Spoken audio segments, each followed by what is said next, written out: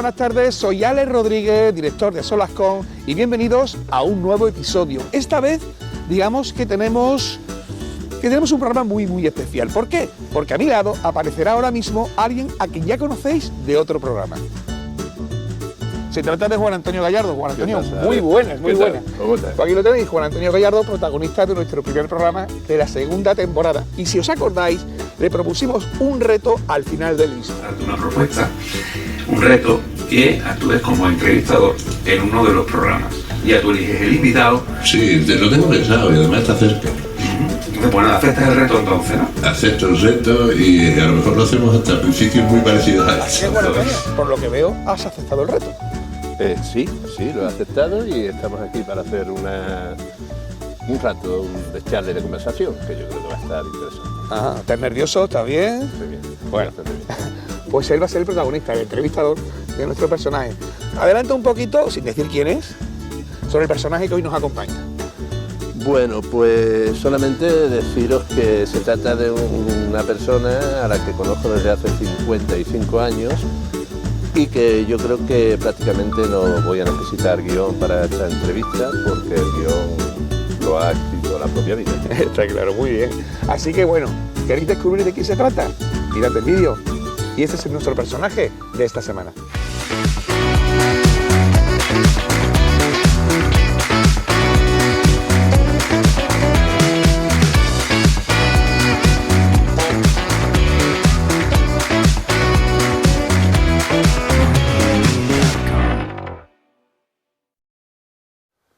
Bueno, pues bienvenidos de nuevo. Efectivamente, soy, como hemos dicho antes, Juan Antonio Gallardo / Gallardowski y estamos en el programa A Solas Con.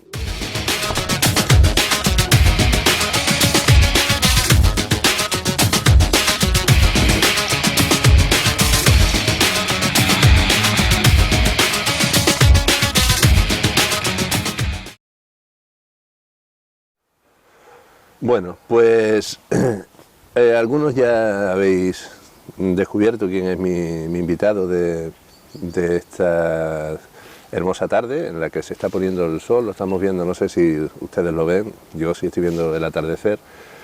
Y bueno, lo primero que se me ocurre es que cuando hay tanta cercanía, y se ha sido cómplice en tantas aventuras, tanto musicales como poéticas, como artísticas en general, cuando se está tan cerca de algo se pierde un poco la perspectiva.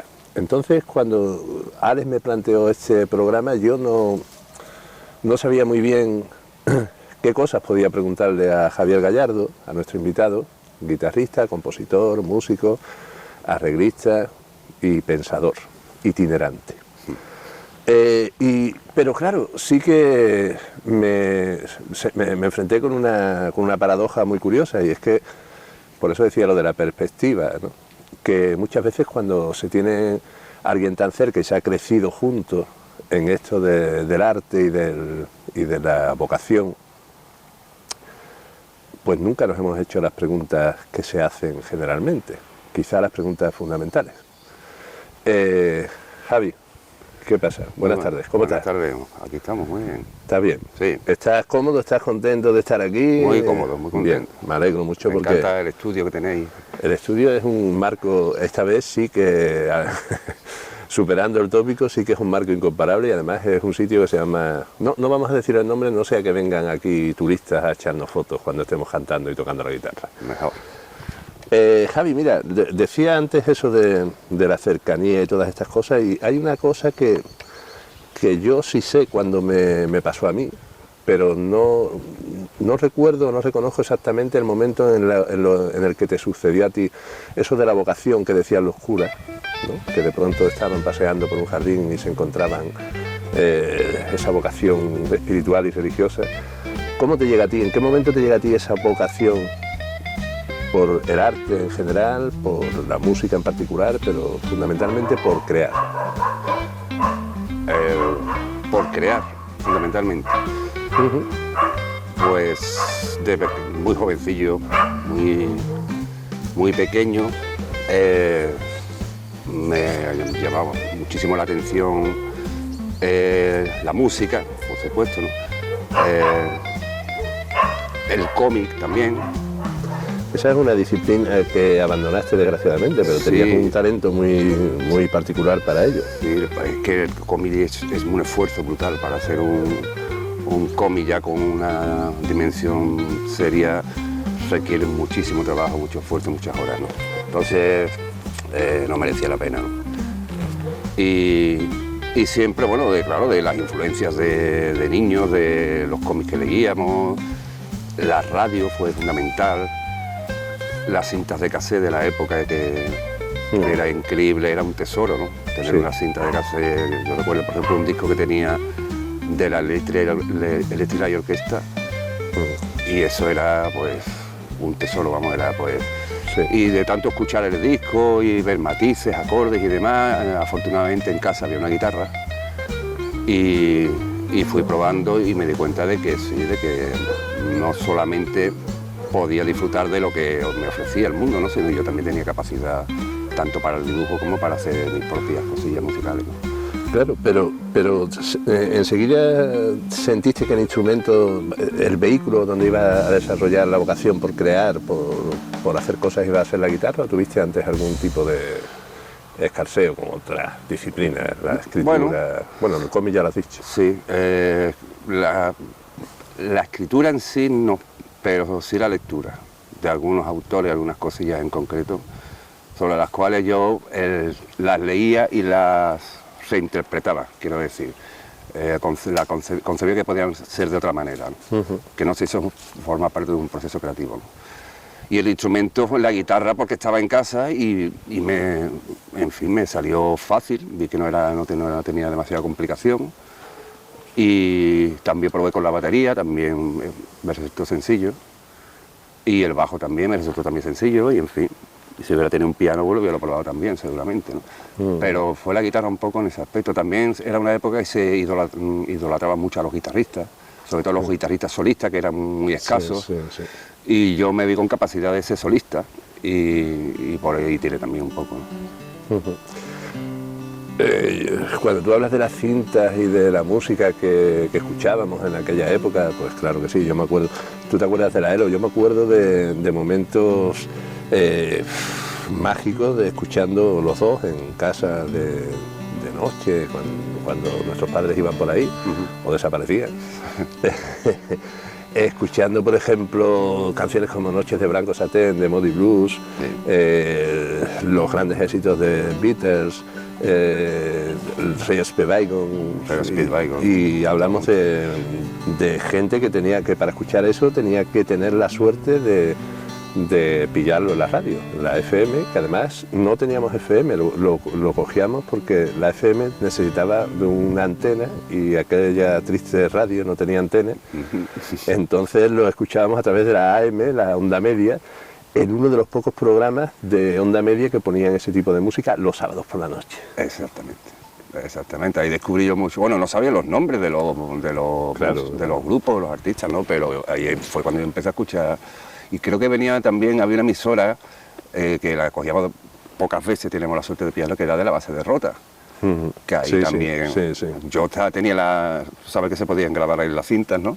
Yo siempre tenía preparado con la pausa. Siempre, si sonaba algo que me gustaba, lo pillaba del tirón, ¿no? Algo que te gustara significaba una guitarra con distorsión haciendo un riff. No tiene por qué, que sí había una preferencia, ¿no? por guitarristas como de la talla de Richie Blackmore, Deep Purple, Michael Schenker, pero no estaba tan cerrado a... Pero eso vino un poco después. Eso yo creo que cuando tú llegas, como yo, al rock and roll, al rock duro y todo eso, yo creo que llega un poco después. Nosotros al principio como que jugábamos un poco a descubrir cosas, ¿no? Yo recuerdo haber escuchado contigo en casa de unos primos la corte del rey Arturo, ese de Rick Whitman, el teclista de Yes, ¿no? Yes era. Yes.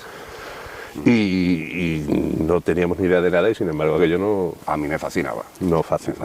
A mí un poco menos, ya te digo que... A mí me encantaba Rick Whitman. Sobre todo hizo creo que 2 álbumes. Sí, otro era las mujeres de... Relacionado con Rey Arturo. Pero avanzando en el tiempo, efectivamente, luego descubrimos la música rock. Aparece una influencia innegable, que es cuando vemos porque todavía ahí yo te recuerdo a ti siempre un poco mirando, pero sin estar muy integrado hasta que aparecen unos personajes como los Barón Rojo en España y lo vemos en televisión y entonces hacemos el signo de los cuernos y nos convertimos en heavy metalero. Barón Rojo es que era... Eso, ahí tenías tú 12 años, claro, si no recuerdo mal. Y Barón Rojo a mí me llamaba mucho la atención, que era un grupo que cantaba en español, pero que sonaba como una banda americana o inglesa. Sí, totalmente. Eso era los músicos tenían lo curioso sí. de Barón Rojo. Y además hacían temas, los primeros discos me siguen gustando, ¿no? Las canciones que hacían, ¿no? Sí, a mí también. Está mal decirlo ahora, porque viste que decir que son unos petardos, pero a mí me parecen unos músicos excelentes. Luego de Barón Rojo, tú vas derivando, o por lo menos yo lo viví así, curiosamente, aunque tú eras Javier Heavy, pero te vas derivando hacia una cosa como más melódica, con Asfalto, Topo, ese tipo de grupos que a mí me gustan mucho ahora, pero que entonces no me llamaban especialmente la atención. Me gustaba más Leño, la onda más macarra. Sí. Hombre, a mí también me gustaban mucho los Leños, los New, las bandas de rock, ¿no? Asfalto, Topo, los primeros discos. Sí, hombre, claro. Efectivamente, eran rock urbano y eran otra forma de expresarse, de hacer música más inteligente, creo. Las letras las cuidaba un poquito más, porque hay que decir que las letras de los rockeros eran... En fin. La mayoría sí. La mayoría tienen delitos, sí. Pero estos músicos, aparte, no solamente interpretaban las escalas más conocidas, sino yo recuerdo canciones de Asfalto, del primer disco, que cambiaban en una misma canción, hacían giros de tonalidades, este tipo de cosas, y ya me empezaba a llamar la atención de que experimentaban más, ¿no? Con los ritmos, jugaban más con la armonía, ¿no? Eran más creativos, pienso. O incluso, no lo voy a relacionar, pero tenían cosas, a veces ritmos y cosas, por ejemplo, como grupos como Pegasus, ese tipo de bandas catalanas, ¿no? Sí, es verdad, y además también te llama mucho la atención. Aquí estamos hablando con mucha intimidad porque, claro, hemos crecido juntos y hemos visto cosas juntos. Yo, por ejemplo, con Pegasus, que era un grupo que era una derivación de Iceberg, del grupo de Massuñer, de Santi Arisa. Efectivamente. Pues yo con Pegasus me quedaba dormido y a ti te gustaba. Sí. Y yo con Pegasus me quedaba dormido. Asfalto, el primer disco, que ahora me encanta y me parece una obra maestra, la verdad. Está considerado un disco de culto. Sí, ahora mismo me lo parece, pero en aquella época me daban ganas de matar a la banda de hippie aquello. Pero claro, por eso digo que son trayectorias que se unen muchas veces, pero que también son muchas veces paralelas. Pero ya pasando de ahí, tú empiezas a escuchar música como yo y llega un momento en que empiezas a tocar la guitarra de manera más o menos recurrente en distintos grupos. ¿Cuáles son las primeras bandas, los primeros grupos en los que tú comienzas a tocar? Hombre, el primer grupo así que yo recuerdo, que ya empezamos con temas propios y con ilusión, se llamaba un grupo de rock de aquí, de San Luis, que se llamaba Ica Rock, que era una influencia, era brutal, sobre todo de Iron Maiden y de este tipo de cosas, ¿no? Ica Rock, sí. Había hecho un espinito con algunos amigos de aquí de San Lucas, y un poco más de pop y eso, pero el primer grupo creo fue ese, ¿no? Sí, ahí la influencia era clara de Iron Maiden, Black Sabbath y toda esa banda de lo que se llamó el nuevo metal inglés o algo así, heavy metal inglés, algo así. Eran Def Leppard, Iron Maiden, bueno, Black Sabbath ya era más antiguo. Vale, ese grupo aparece, no hace grandes cosas, es importante para los que anduvimos por allí y lo conocimos. Pero luego se produce, yo creo que es un punto de inflexión en tu carrera musical, llamémosle así, cuando por cuestiones de amor a la patria te vas a Madrid a servir a nuestro maravilloso país. Sí. Y bueno, estás una temporada en Madrid y yo creo que ahí se produce, pero no ya solo de una forma vital, sino también musicalmente se produce un cambio fundamental en tu forma de entender la composición, la música. En cierta medida allí empecé a desarrollarlo, pero yo ya lo traía. Antes de irme a Madrid yo ya empecé a derivar un poquito más a otras cosas, ¿no? A Chicorea, al Lineola. Yo recuerdo, recién llegado a Madrid, cuando tenía un permiso los fines de semana, me iba a Madrid Rock, que es una tienda que ya no existe, Como todas, los pobres. y yo iba buscando un disco del Lineola, ¿no? Iba buscando uno de Barón Rojo. Sí, pero también estaban ahí Steve Vai, Sí, Satriani, claro. Sí, todo, estaba todo y eso. esa banda de psicópatas del mástil. Claro, estaban todos y también los pillaba, ¿no? Los discos de Steve Vai. Bueno, hombre, yo era muy de Frank Zappa y Steve Vai pues tenía mucha influencia de Zappa, ¿no? Además fue músico de Zappa. Fue guitarrista de Zappa. De todas formas, yo te pregunto eso no tanto porque me hables de los gustos de las influencias, sino por cómo, porque lo que sí es innegable, se produce un cambio, un salto cualitativo en cuanto a técnica, en forma de tocar. Tanto es así que en los primeros grupos yo era el solista y tú eras el rítmica, pero cuando llegaste de Madrid no había forma de hacerte sombra. ¿Cómo aprendes? ¿Qué método utilizas para aprender y luego para ser, durante muchos años como has sido, profesor de guitarristas?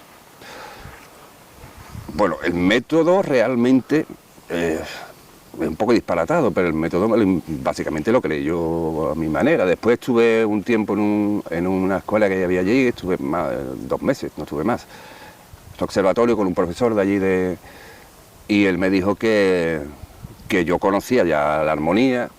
Básicamente me dijo, mira, de lo que tú haces, lo que te vamos a enseñar aquí, lo que pasa es lo que tú no conoces son los nombres de cómo se llama cada cosa. Yeah.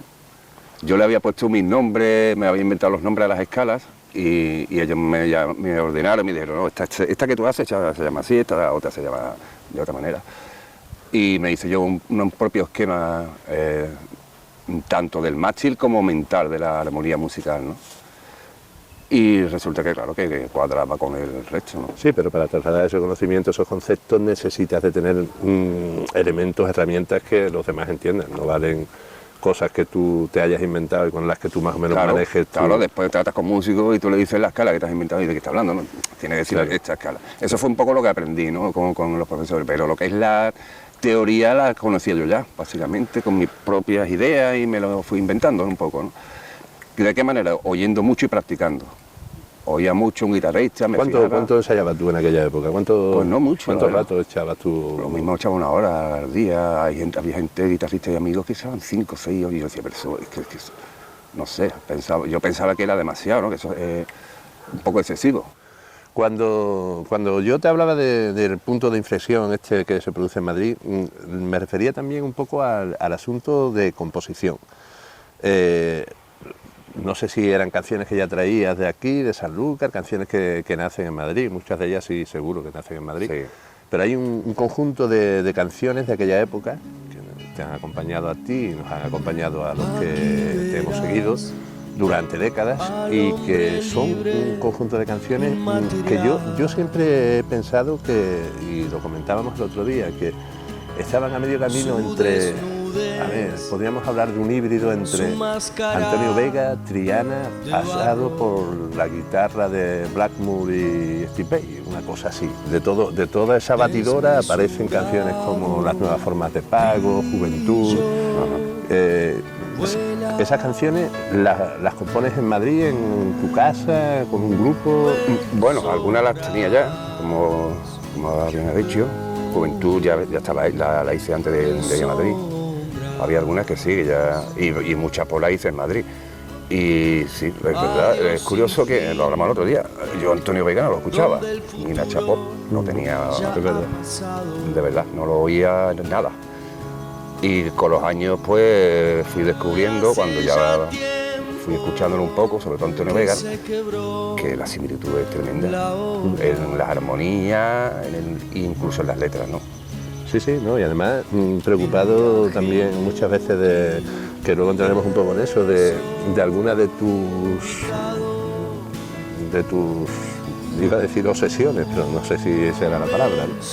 De alguna de tus más recurrentes estrategias narrativas a la hora de escribir canciones. Quiero decir, lo que tiene que ver con lo cuántico, con la física cuántica, sí, claro. La orgánica. Sí, era la manera de expresarlo, ¿no? Lo que va pensando uno. Era una buena fórmula de expresarlo por letras de canciones, ¿no? evidentemente no es tan directo, siempre va rodeado de una lírica, digamos, un poquito un contexto más metafórico o poético, y resulta más confuso, ¿no? Que cuando lo hablas con un físico y le explicas tu manera de entender las cosas y demás, ¿no? Eso es más directo, la conversación en una canción, pues evidentemente no se traslada. Ya.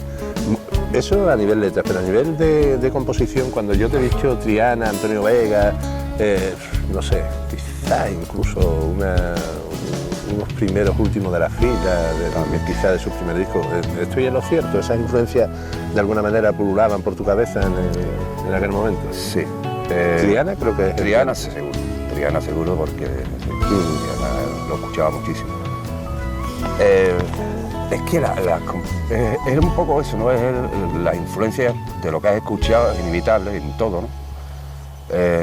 Tener un precedente o referencia, ¿no? Y al final se plasma, ¿no? Pero te voy a decir una cosa que te va a resultar chocante, ¿no? Pero yo siempre he pensado que las primeras referencias de cuando más pequeños son las que realmente se agarran ahí a la memoria, ¿no? A la hora de la creatividad. Y te puedo asegurar que yo escuchaba muchísimo rock progresivo, incluso Triana, que es rock progresivo, después entramos con los cantautores, Silvio, Pablo, la música cubana. Pero cuando yo escribo una canción, o ya no hago canciones, ¿no? Pero cuando hacía canciones, la referencia, creo yo, más fundamental que hay ahí son Camilo VI y este tipo de autores de cuando uno era pequeño. Sí, melódicamente no, pero totalmente. Eso no se quita, bueno, incluso los pecos. Efectivamente, son cosas que dices tú... Claro, después adornas con otro tipo de sonido, sean baterías, distorsiones más agresivas, sí. Pero el trasfondo musical de la canción... Yo le he hecho canciones, por ejemplo, a Ancela, la cantante de Mucha Tela. Mi Ancela de Mucha Tela. Sí, le he hecho canciones para que ella la cante, ¿no? Y podían ser perfectamente una canción de Juan Pardo, de Camilo VI, pero encaja perfectamente, te lo aseguro. Sí. Pero, hombre, las letras probablemente no tengan nada que ver, ¿no? Pero a nivel melódico... Sí, a nivel de melodía y de armonía, ese tipo de influencia, bueno, son acordes menores, son tonos menores dulces que te llevan muchas veces. Luego ya cuando descubres el blues y el rock y todas estas cosas, la mezcla de esas cosas, lo hacían también Barón Rojo, ¿eh? Sí. Tienen canciones que son puros Beatles.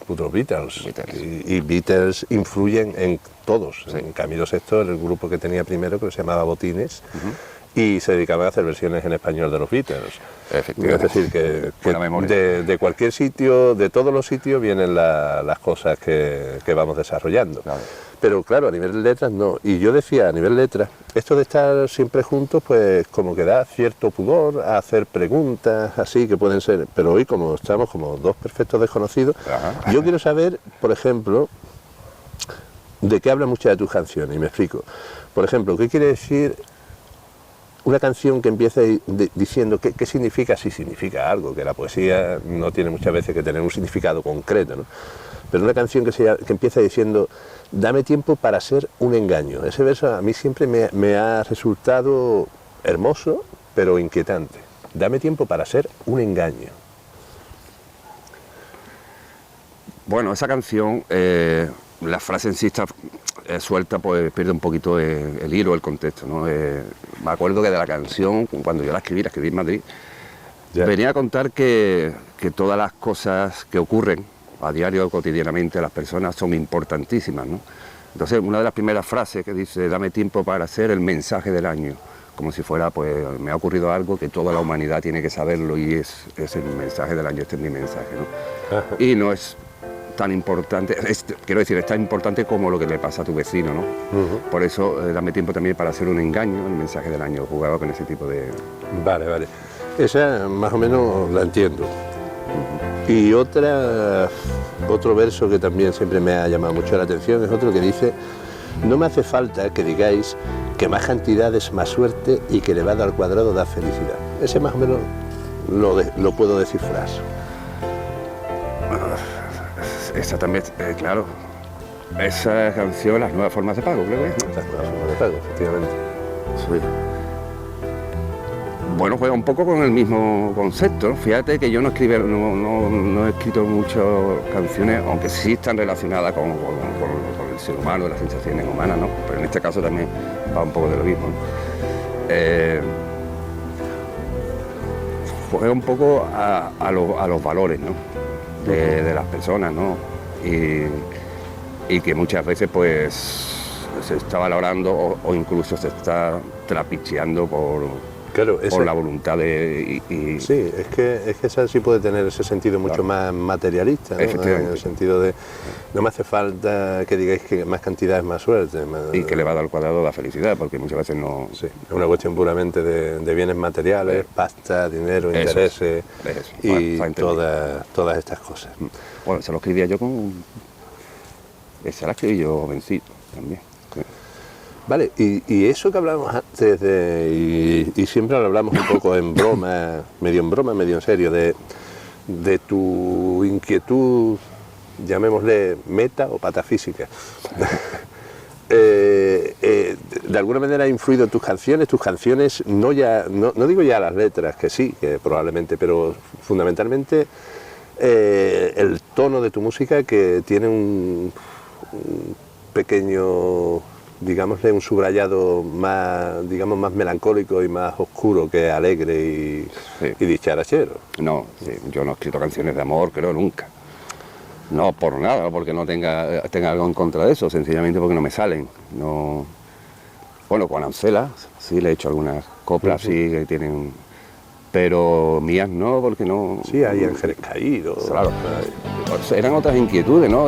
También un poco con los acontecimientos que hemos estado viviendo, que siguen, ¿no?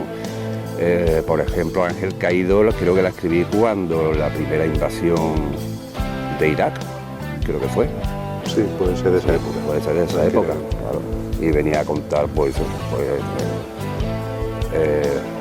cómo funciona lo que estamos viendo ahora mismo, ¿no? Sí, hay otra que, bueno, no sé si se llama El Garbanzo.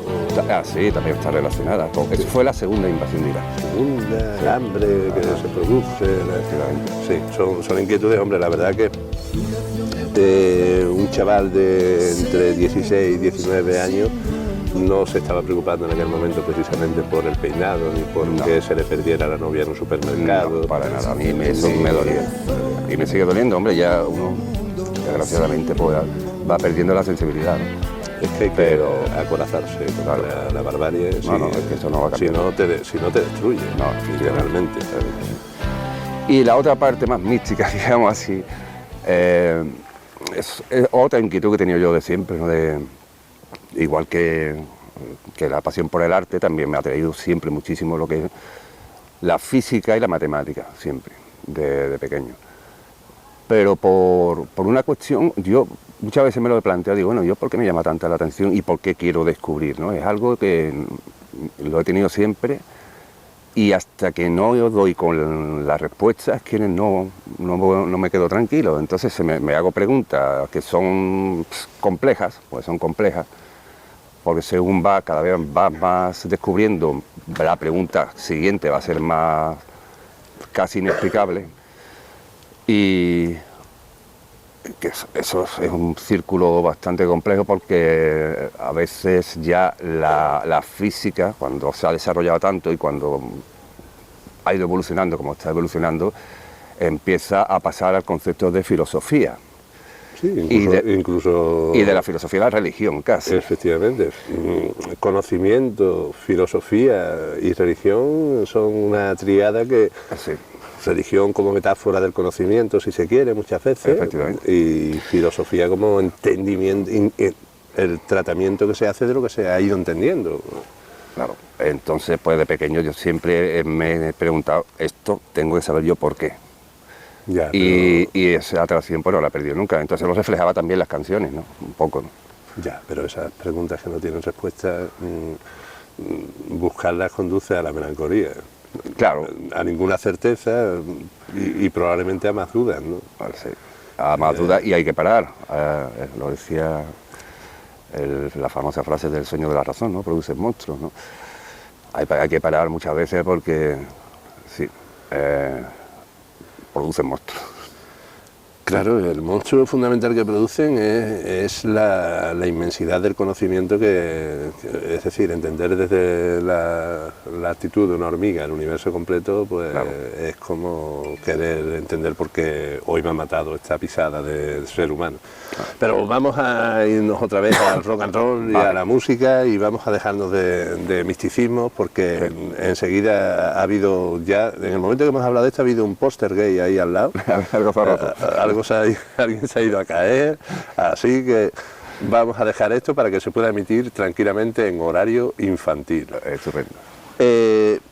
Y para ir concluyendo con esta parte de la entrevista, yo te quería hacer una especie de...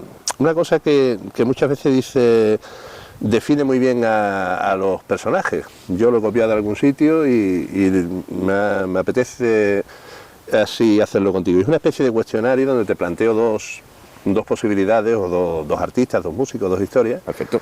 Y tú me dices cuál de ellas te parece más interesante, o con cuál te quedarías, o quién verdaderamente te ha influido. Empezamos por el tema... ¿Hay que escoger uno sí o sí? No. Vale. No. Puedes elegir a los dos y... O a ninguno. O a ninguno. Vale. O a otro que a mí no se me haya ocurrido. Por ejemplo, en el tema de la guitarra eléctrica, que es tu instrumento, el instrumento en el que has desarrollado tu carrera musical, de la que luego hablaremos en su estudio cuando estemos en la segunda parte de la entrevista, en el estudio de Javier Gallardo, Estudios Lagarto. Echaremos un rato ya hablando de lo puramente técnico, musical, profesional y todo esto, ¿no?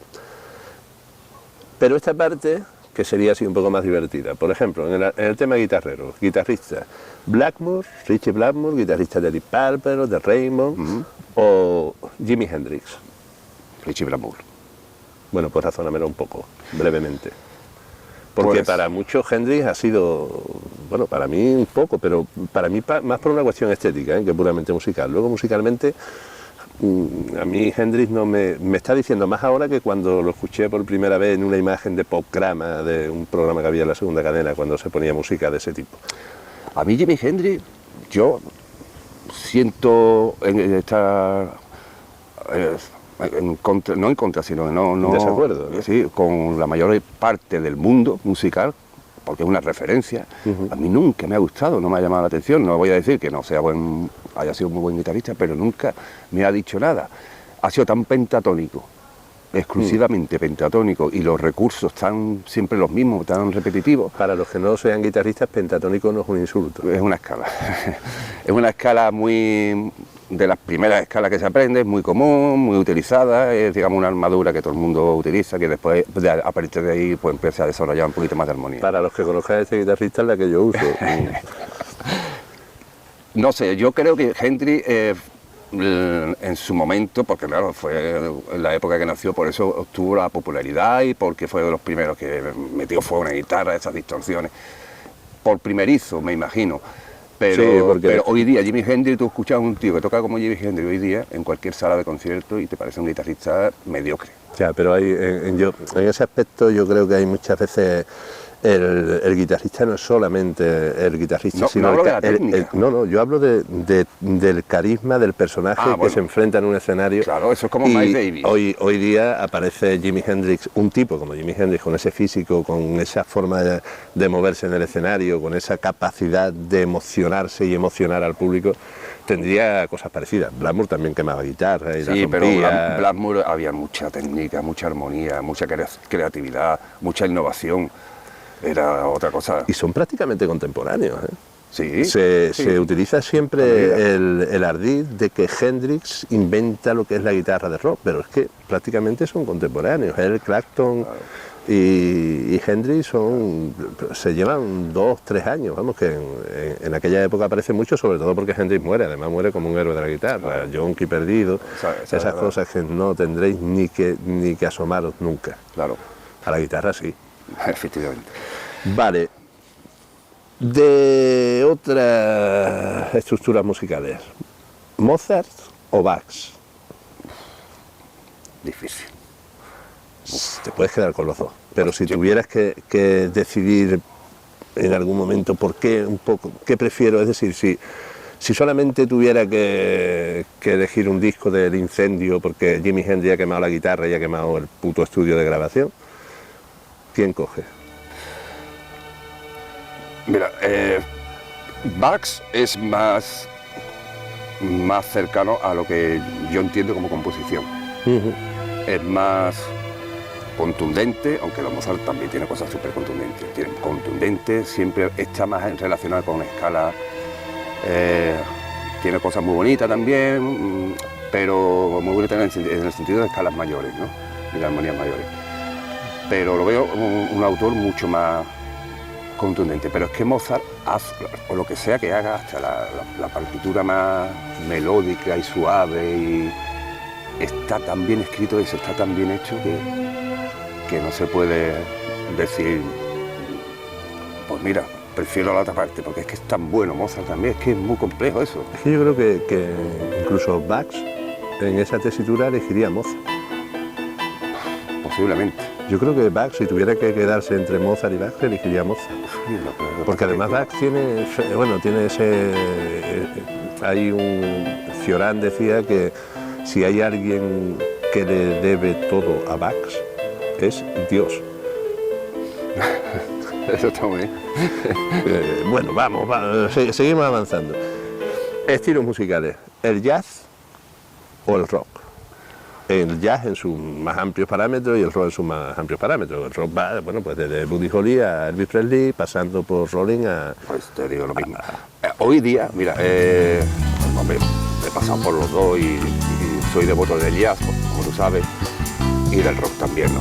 Pero me quedo con los dos, pero si puedo poner, yo hoy día me quedo con Händel, con Bach, hoy día sí.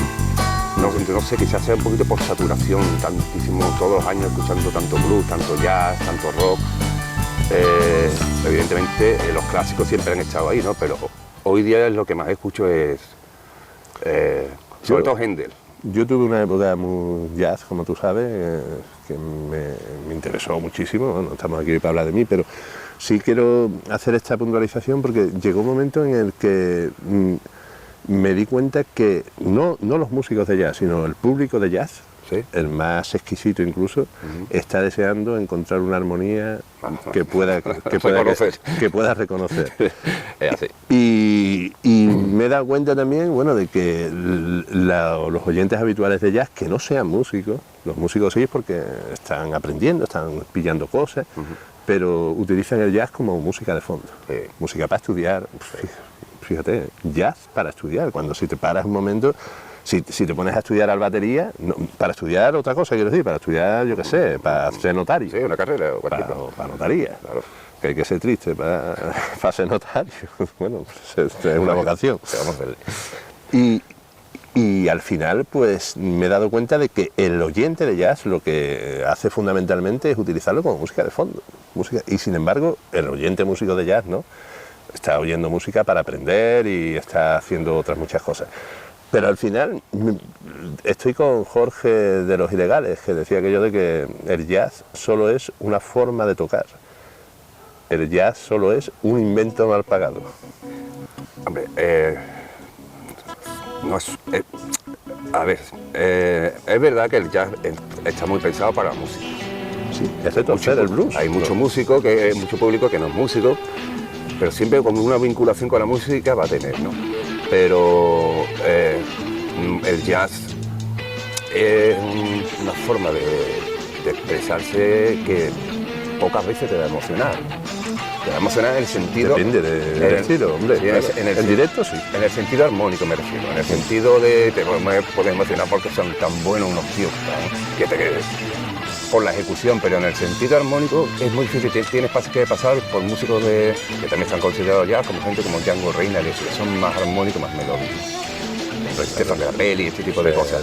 Pero el Gypsy Jazz. Tú escuchas un disco de que yo soy fanático de Chick Corea o con la Electric Band, por ejemplo. Ese es el que yo jamás me he emocionado con Chick Corea. He dicho que qué maravilla, qué virguería. Stanley Clarke, todos estos músicos que son... Qué virguería, qué bueno, qué maravilla, pero yo nunca he dicho te me hayan cogido... Estamos hablando de acrobacias. Claro.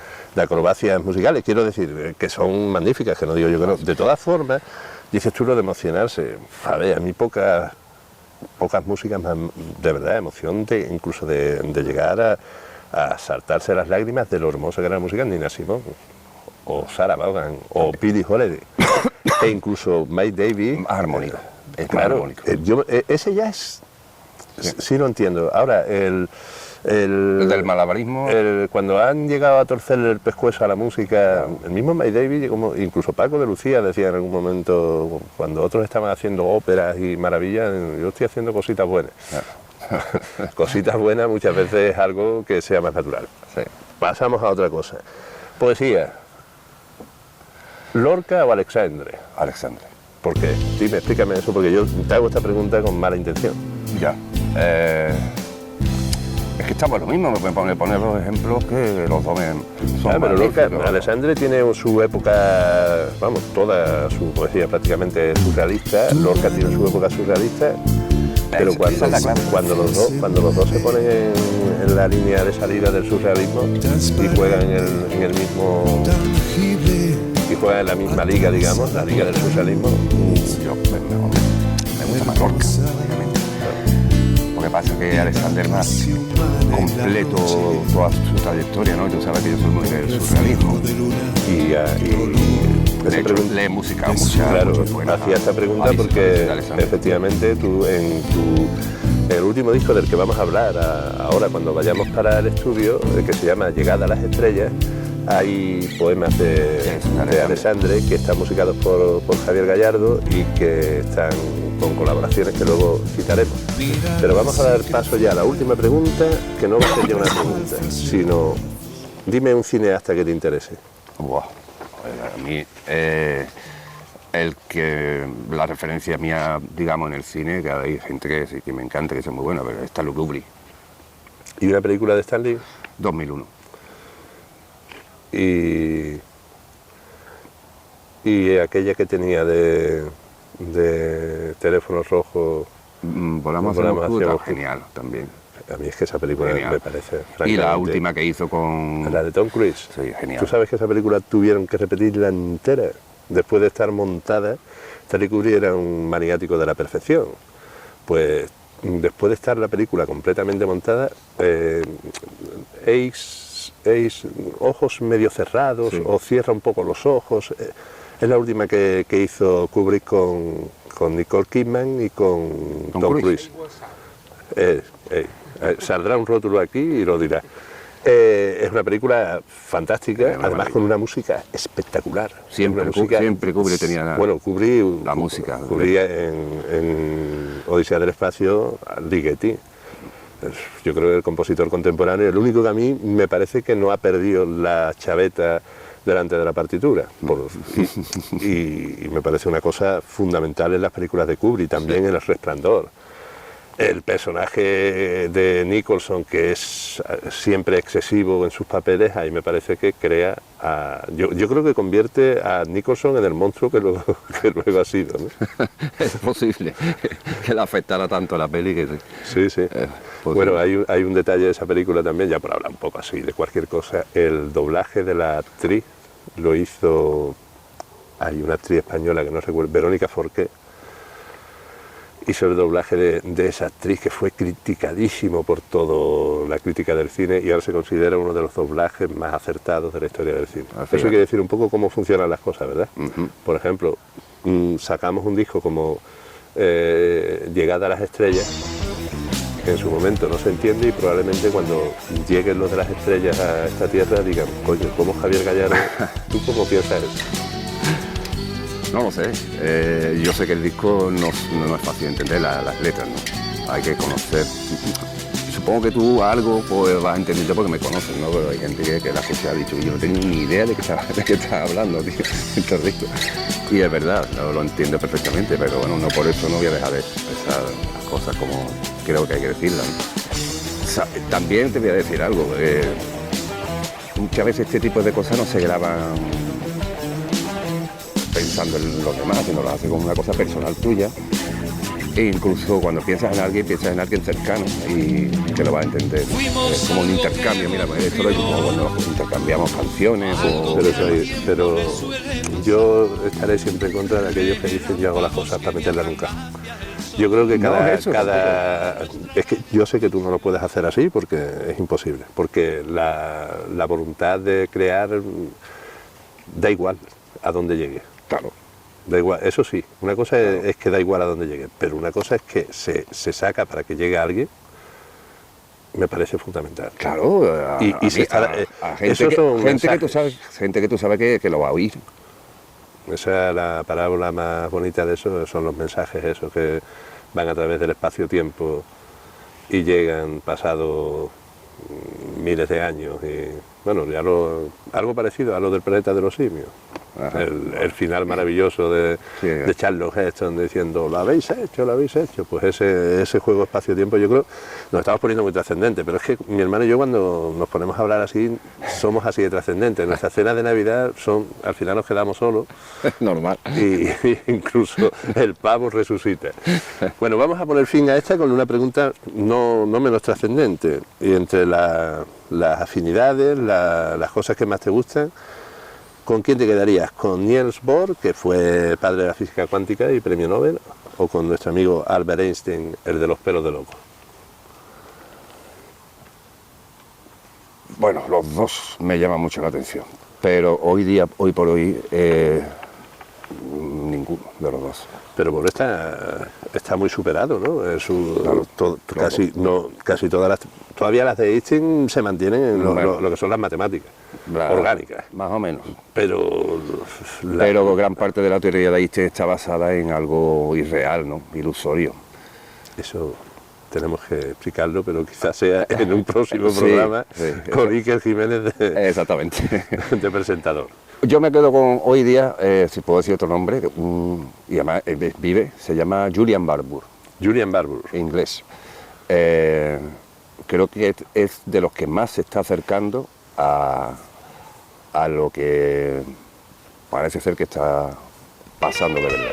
Bueno, pues concluimos de momento esta parte de nuestra conversación, una conversación que espero que haya sido agradable para todos vosotros y que vamos a continuar en el estudio de Javi en un momento y eso, espero que esta conversación no nos hayamos despistado mucho y nos hayamos enredado mucho en las cosas que a los dos desde siempre nos han ido inquietando, tanto en el aspecto musical como en el aspecto del arte, incluso en el aspecto político-social, que no hemos tratado mucho porque no nos apetece, por lo menos a mí no me apetece en este momento. Ni a él. Así que, Javi, nos vemos ahora en el estudio y allí hablamos de rock and roll, en A Solas Con, dentro de un momento en el estudio de Javier Gallardo.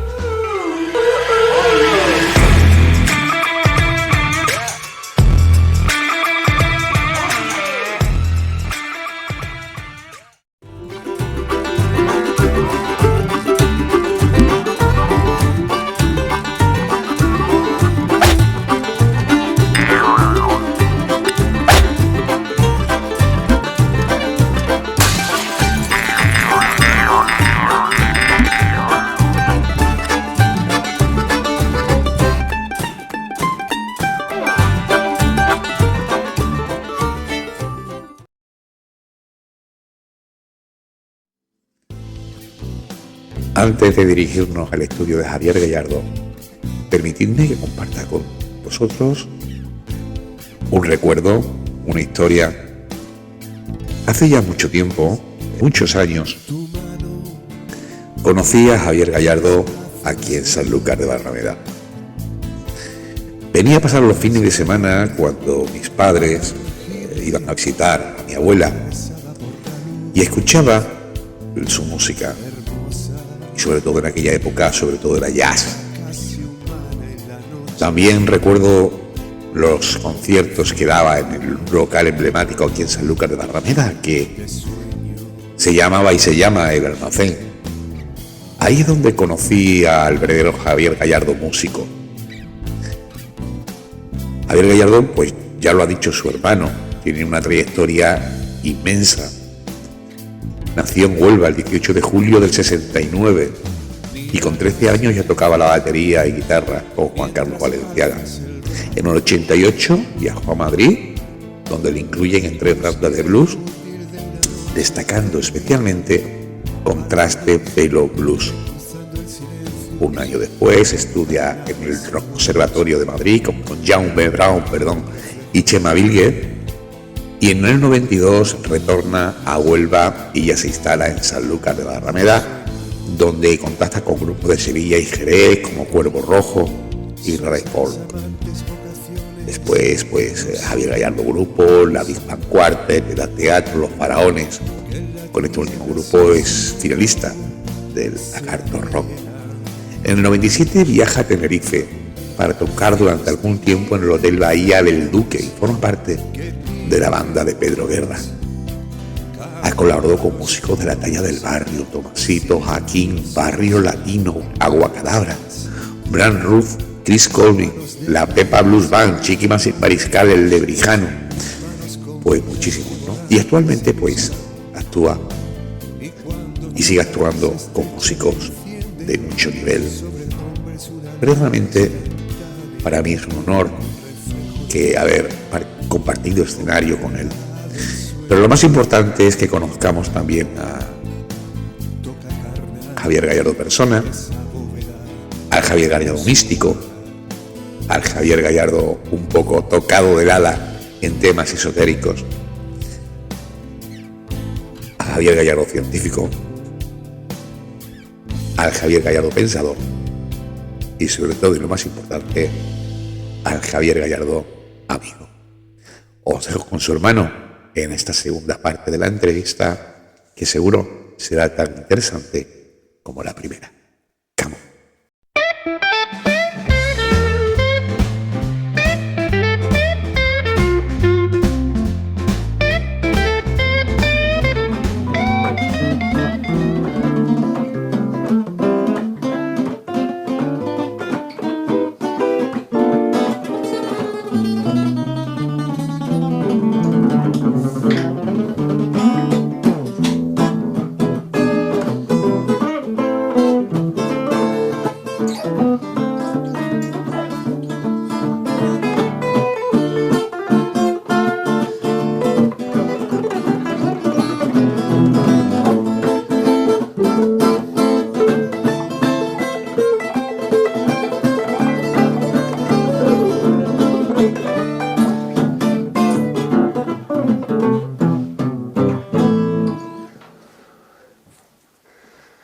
Bueno, pues estamos en el sitio donde ocurren las cosas, en el cubil, en la guarida, en el ojo del huracán, donde se compone, se crea y donde Javier tiene prácticamente su casa.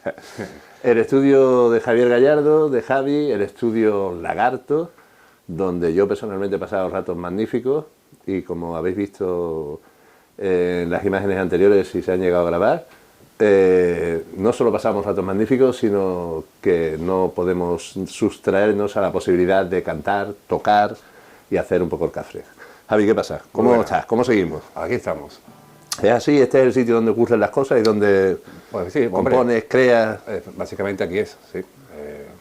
Un mini estudio con la otra parte hay una mesa de sonido para grabar y también pianito, en fin, cierto, Y el trabajo, el último trabajo que hiciste fue el tuyo, ¿no? Si no me equivoco, ¿no? Aquí se grabó... Que hablamos anteriormente hablamos de Llegada a las Estrellas, el disco que estábamos comentando así a grosso modo en la parte anterior del programa. Cierto, se grabó aquí, con colaboración de...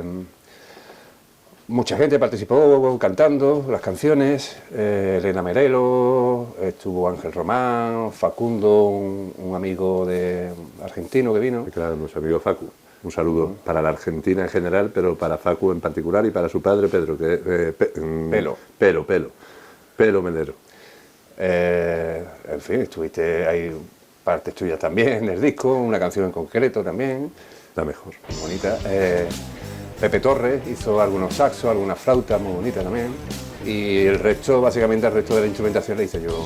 Sí, me cuenta, no existe, porque además es algo que no sé si comentamos, porque ya hace un rato de la anterior conversación, pero Javi, aparte de guitarrista, es multiinstrumentista, toca guitarra, bajo y toca la batería. Y ahora parece ser que se va a convertir en casi batería, ¿no? Voy a intentarlo. Me he comprado una batería chula, muy buena. Y nada, y salen cosillas muy bien, claro. Yo recuerdo que grabamos una maqueta de un grupo que se llamaba La Teatro, de los años 80, finales de los 80, primeros 90, y tocaba Javi la batería, yo tocaba la guitarra, aquello era un desperdicio, un absoluto desastre, Bueno. por mi parte.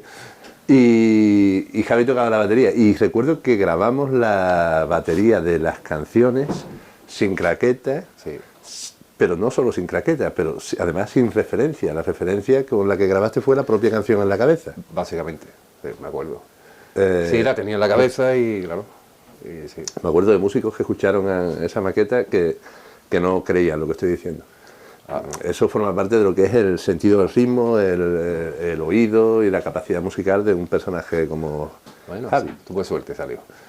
Bueno, tuvimos suerte que fueras tú el batería, por cierto. Y por cierto, compositor también de muchos de los temas que se grabaron, bueno, de casi todos los que se grabaron en aquel tiempo con Edad Teatro, en los estudios de Pepe Chalet, si no recuerdo mal. Entonces no teníamos estudio, prácticamente no teníamos guitarra, no teníamos equipo, era medio prestado todo lo que teníamos. Y ahora fíjate el mogollón de... Han cambiado las Te has hecho con un... Sí, fui acumulando tiestos, por decirlo, y eso es como un, no sé, algo compulsivo, te compras una cosa y quieres otra nueva, y vas viendo y dices, pues esta también la quiero, y al final acumulas, pues...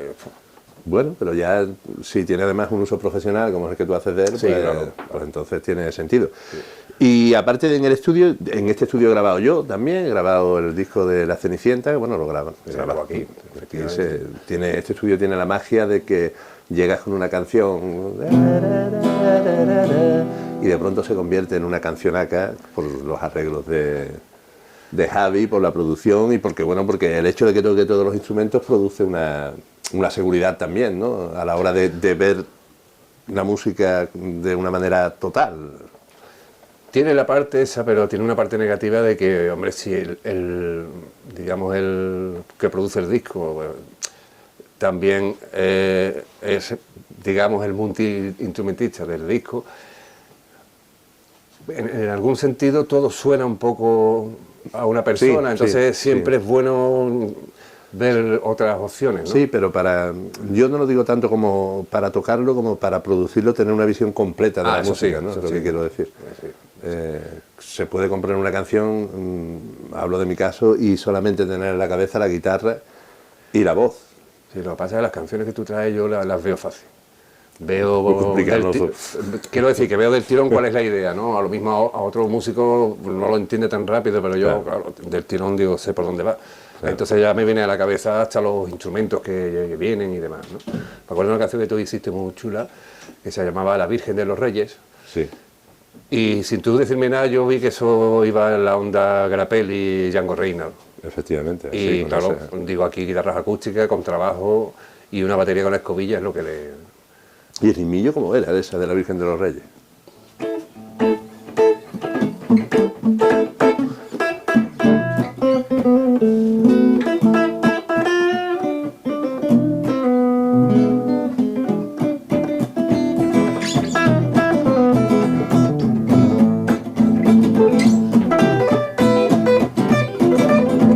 Puro Grappelli.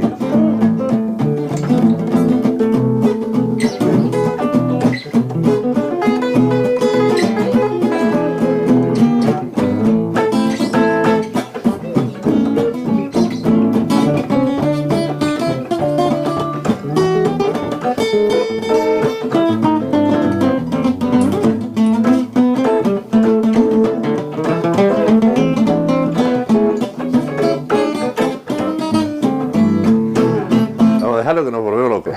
Por ahí va, pero con un swing, Sí, cobillas sí, y eso. sí. Claro, eso recuerda a Grappelli, recuerda a...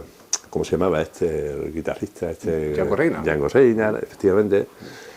Guitarrista gitano, que hacía el Gypsy Jazz, claro que iba a ser, que era gitano. Es una referencia, uno de los grandes. Vale, y... Por ejemplo, si hablamos de Richie Blackmore, ¿qué cosas se te ocurre hacer con la guitarra? Blackmore, el ¿Qué estilo técnicas Blackmore utiliza llevaba- habitualmente? Blackmore llevaba mucho, hombre, era distorsión rock, llevaba mucho el estilo, después se llamó decir neoclásico, pero sí es verdad que utilizaba las escalas muy diatónicas, muy menores, ¿no? Sí, Era muy... como el otro, el mástil, ¿no? Y Win Mástil también, lo que pasa es que Win Mástil sí utilizaba escalas simétricas, ¿no? Por ejemplo, Blackmore era más de...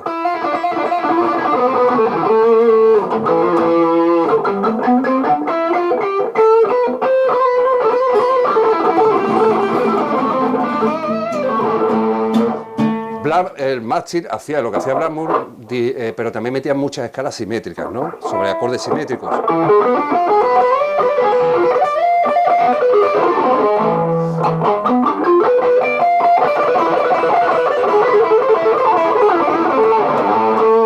Eso es como más sofisticado, ¿no? Lo de Claro, Mástil.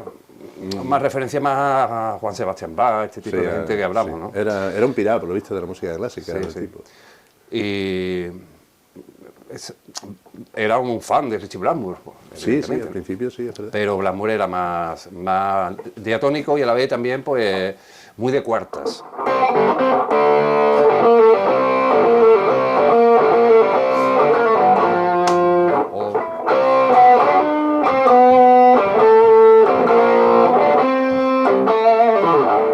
De cuartas, utilizaba mucho las cuartas.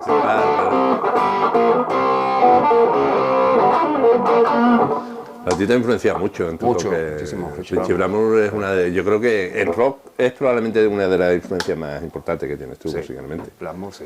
Luego ya en blues y eso no sé qué influencia Blues, tiene. bueno, Mayall. sí, John Mayer. John Mayer ha sido la gran influencia. Usaba John Mayer, me gustaba mucho porque usaba mucho, mezclaba las escalas mayores con las menores, ¿no? Jugaba mucho a...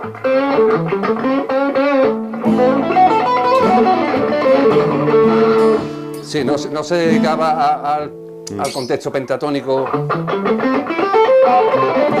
sino jugaba mucho... Claro que es.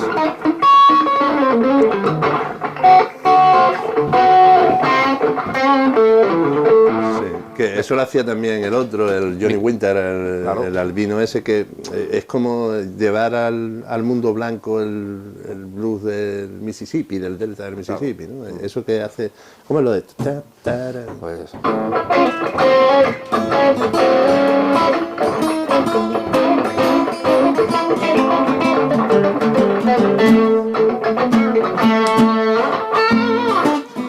esa era el estilo un poco John Mayer, ¿no? Que toca muy bien, entonces lo que me gusta es escucharlo tocar.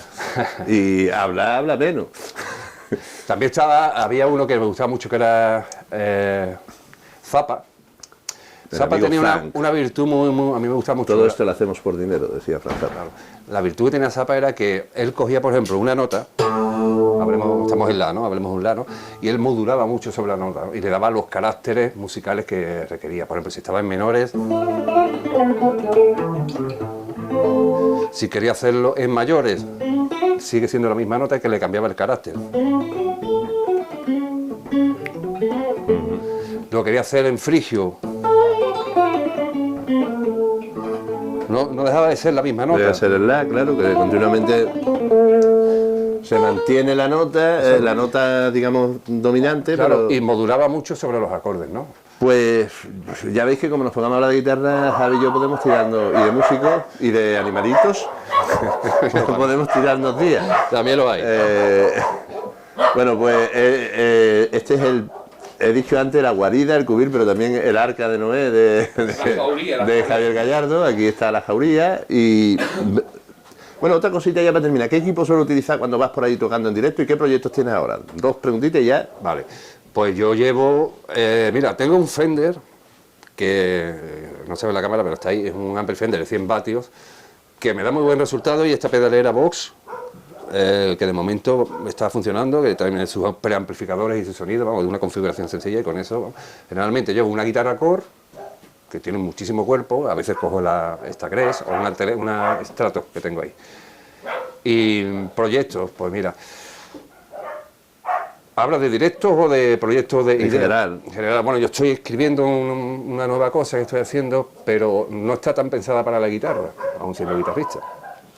Está pensada más bien para piano, violín y flauta. Y entra un poco en el entorno, yo sé que está un poquito denostado, pero es lo que me llama, de la música barroca. Música antigua, hecha nueva por mí, ¿no? Ese es el nuevo proyecto. Y bueno, esas son las jurías ahí. Es que cuando dice barroco... Claro. Y en un futuro, pues mira, estoy montando se está haciendo una banda de versiones de rock, que en este caso va a ser rock. He escuchado un poco algo del cuando ha ensayo. llegado y la verdad que me ha impresionado. Fantástico, es lo músico. Sí, sí, suena muy bien. Muy total, bueno, muy bueno. total, muy bien. Bueno, pues yo creo que para terminar, ¿Sí? ¿no? Y antes que nada, tengo compromiso de poner la vuestra para despedir el programa. Ajá. La verdad es que ha sido un auténtico placer, un auténtico honor con Antonio. Claro, La verdad hombre. que hayas entrevistado a tu hermano, una entrevista muy personal, una entrevista pues muy íntima, en la que habéis descubierto, bueno, vuestros gustos, vuestras experiencias y sobre todo vuestra pasión, ¿no? Por lo que os une, entre otras muchas cosas, que es la música, la poesía, la escritura y sobre todo el arte. Y los perritos. De compartir los perritos, ¿no? ¡Guau! 32 perros.